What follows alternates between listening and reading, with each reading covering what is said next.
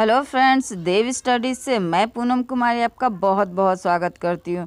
दोस्तों, हम लोग गुप्तकाल के बारे में पढ़ रहे हैं। इस सीरीज़ का यह दूसरा वीडियो है। इसका पार्ट 1 मैंने पहले ही अपलोड कर रखा है। जिन्होंने इस सीरीज़ का पार्ट 1 नहीं देखा है तो वे गुप्तकाल को बेहतर तरीके से समझने के लिए पहले इसका पार्ट 1 ज़रूर देखें। लिंक मैंने डिस्क्रिप्शन बॉक्स में दे रखा है। तो आइए भारतीय इतिहास के स्वर्ण युग को और अधिक विस्तृत जानकारी के लिए हम लोग इसके प्रश्न उत्तरों की ओर चलते हैं। तो पहला प्रश्न है, नगरों का क्रमिक पतन किस काल की महत्वपूर्ण विशेषता थी? तो 4 ऑप्शंस में इसका सही जवाब देखते हैं क्या होना चाहिए दोस्तों। तो इसका ए ऑप्शन आपका सही जवाब हो जाएगा गुप्त काल, यानी नगरों का क्रमिक पतन गुप्त काल की एक महत्वपूर्ण घटना मानी जाती है। तो इसका ए ऑप्शन आपका सही जवाब हो जाएगा गुप्त काल।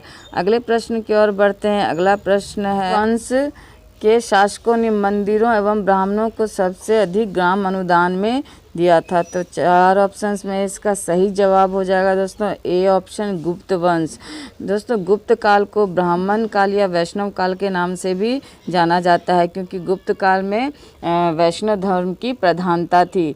तो गुप्त काल के शासकों ने ही मंदिरों एवं ब्राह्मणों को सबसे अधिक ग्राम अनुदान में दिया था। तो इसका ए ऑप्शन इसका सही जवाब हो जाएगा। अगले प्रश्न की ओर बढ़ते हैं। अगला प्रश्न है, दिल्ली के मेहरौली के कुब्बत उल इस्लाम मस्जिद के प्रांगण में स्थित प्रसिद्ध लौह स्तंभ किसकी स्मृति में है?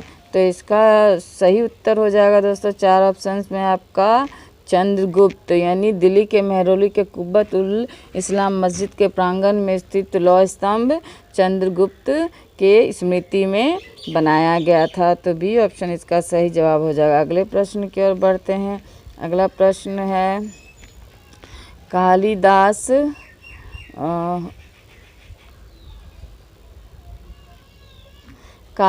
द्वारा रचित मालविकाग्निमित्र नाटक का नायक था? तो इसका सही उत्तर हो जाएगा दोस्तों आपका अग्निमित्र, यानी कालिदास द्वारा जो रचित मालविकाग्निमित्र नाटक है उसका जो नायक था वो अग्निमित्र था, यानी सी ऑप्शन इसका सही जवाब हो जाएगा अग्निमित्र। अगले प्रश्न की ओर बढ़ते हैं। अगला प्रश्न है, समुद्रगुप्त की सैनिक उपलब्धियों का वर्णन उसके किस अभिलेख में उपलब्ध है?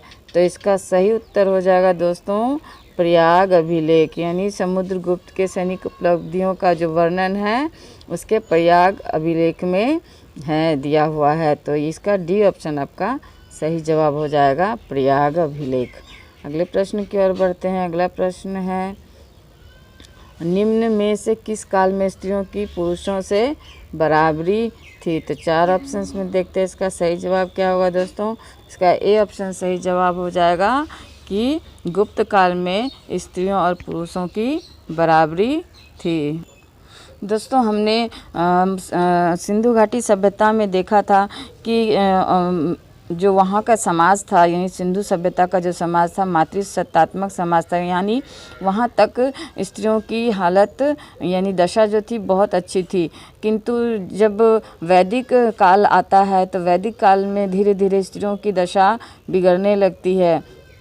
उसके बाद आपका महाजनपद काल और मौर्य काल आदि में स्त्रियों की हालत बहुत दयनीय हो गई थी, लेकिन पुनः गुप्त काल में स्त्रियों को पुरुषों की बराबरी का दर्जा मिला था। तो इसका ए ऑप्शन आपका सही जवाब हो जाएगा गुप्त काल में। अगले प्रश्न की ओर बढ़ते हैं। अगला प्रश्न है, कौन सा राजवंश हुनों के आक्रमण से अत्यंत विचलित हुआ?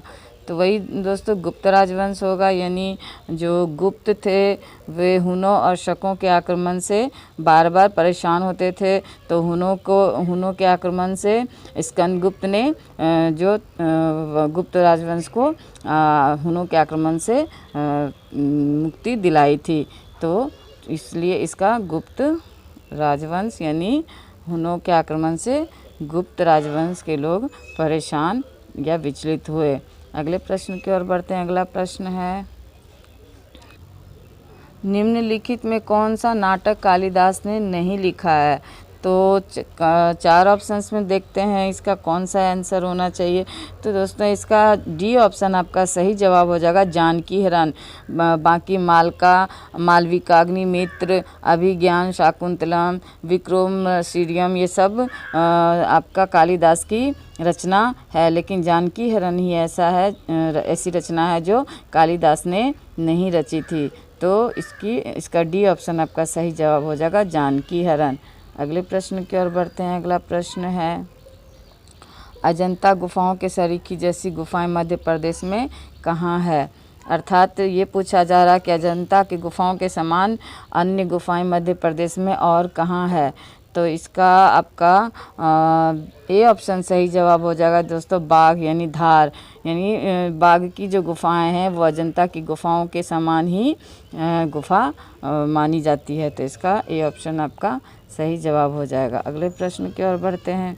अगला प्रश्न है, गुप्त वंश ने यानी किस अवधि में शासन किया? तो 4 ऑप्शंस में इसका ए ऑप्शन सही जवाब हो जाएगा दोस्तों, 319 ईस्वी से 500 ईस्वी तक गुप्त वंश ने भारत पर शासन किया। दोस्तों 319 ईस्वी में ही गुप्त संवत भी चलाया गया था, तो इसका भी ध्यान रखिएगा। तो अगले प्रश्न की ओर बढ़ते हैं। अगला प्रश्न है, बाल विवाह की प्रथा आरंभ हुई, यानी बाल विवाह की प्रथा कब से आरंभ हुई ये पूछा जा रहा है। तो इसका भी उत्तर वही होगा दोस्तों, गुप्त काल में। यानी बाल विवाह की प्रथा गुप्त काल से ही आरंभ मानी जाती है। अगले प्रश्न की ओर बढ़ते हैं। अगला प्रश्न है,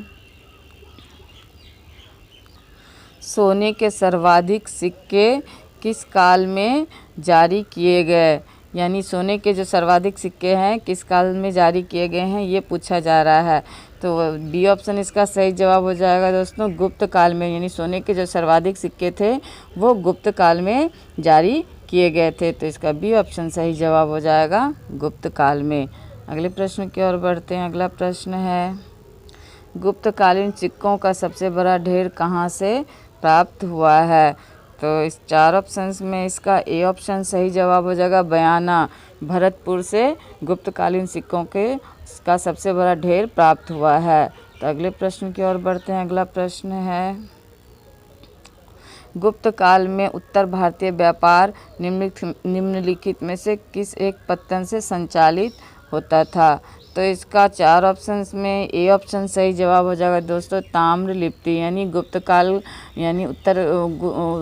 में उत्तर भारतीय व्यापार ताम्रलिप्ति पत्तन से संचालित होते थे। ए ऑप्शन इसका सही जवाब हो जाएगा। अगले प्रश्न की ओर बढ़ते हैं। अगला प्रश्न है, गुप्त शासकों द्वारा जारी किए गए चांदी के सिक्के कहलाते थे?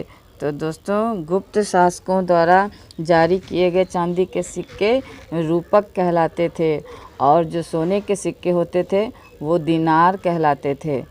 तो ये भी याद रखना, यानी सोने के सिक्कों को तो दिनार कहा जाता था और चांदी के सिक्कों को रूपक कहा जाता था। तो इसका ए ऑप्शन आपका सही जवाब हो जाएगा, रूपक। अगले प्रश्न की ओर बढ़ते हैं। अगला प्रश्न है, प्राचीन भारत में गुप्त काल से संबंधित गुफा चित्रांकन के केवल 2 उदाहरण उपलब्ध है। इनमें से एक अजंता की गुफाओं में किया गया चित्रांकन है। गुप्त काल के चित्रांकन का दूसरा अवशिष्ट उदाहरण किस स्थान पर उपलब्ध है? यानी कि गुप्तकालीन गुफा चित्रांकन का जो पहला उदाहरण है वो तो अजंता की गुफाएं हैं, और दूसरा उदाहरण पूछा जा रहा है। तो इसका ऑप्शंस 4 ऑप्शंस में आपका ए ऑप्शन सही जवाब हो जाएगा, बाघ की गुफाएं। यानी गुफा चित्रांकन का पहला नमूना तो अजंता की गुफाएं हैं और दूसरा नमूना है इसका बाघ की गुफाएं।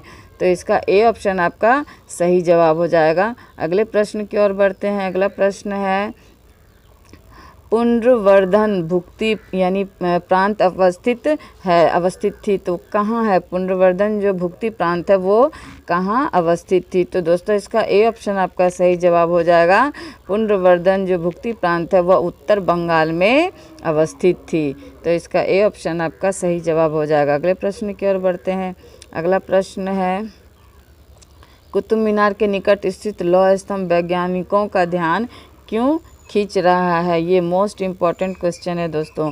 तो इसका डी ऑप्शन आपका सही जवाब हो जाएगा। उसकी जंग रोधक यानी उसकी जंग रोधकता के कारण, यानी जो लौह स्तंभ जो है वो वैज्ञानिकों का ध्यान आपके उसकी जंग रोधक क्षमता के कारण खींच रही है।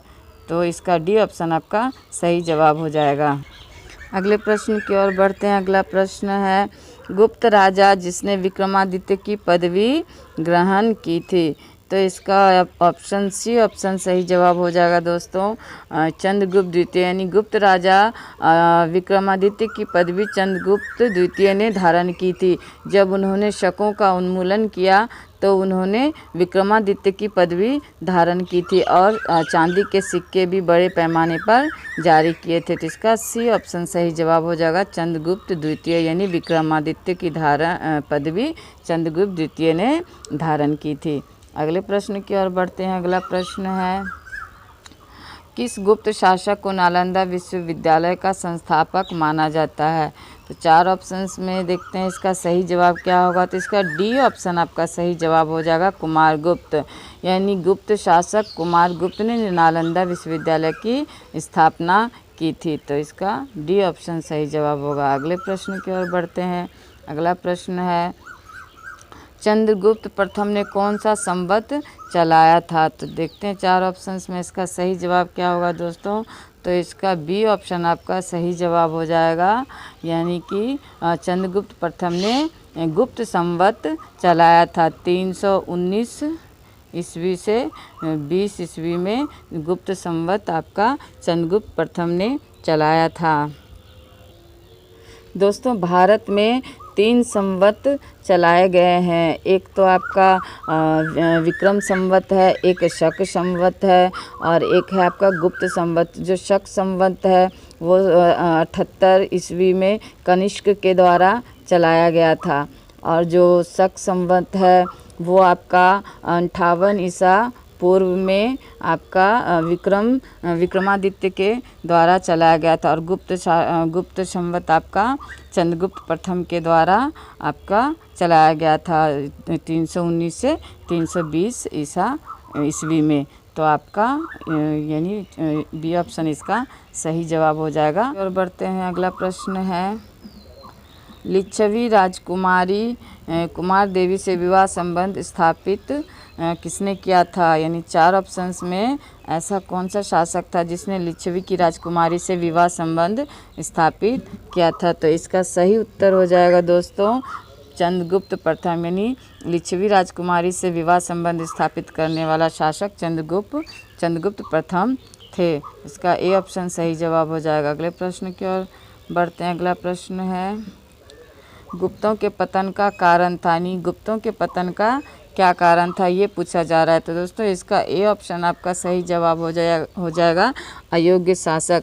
यानी स्कंदगुप्त के बाद ऐसा कोई शासक हुआ ही ना जो इतने बड़े साम्राज्य को सही ढंग से चला पाए या उससे संभाल पाए।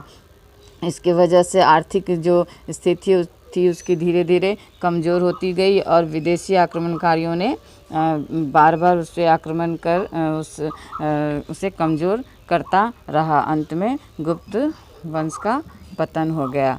तो इसका ये ऑप्शन आपका सही जवाब हो जाएगा, अयोग्य शासक। अगले प्रश्न की ओर बढ़ते हैं। अगला प्रश्न है, सती प्रथा का पहला उल्लेख कहाँ से मिलता है? तो 4 ऑप्शंस में देखते हैं इसका सही जवाब क्या होगा दोस्तों। इसका सी ऑप्शन आपका सही जवाब हो जाएगा, एरन अभिलेख से।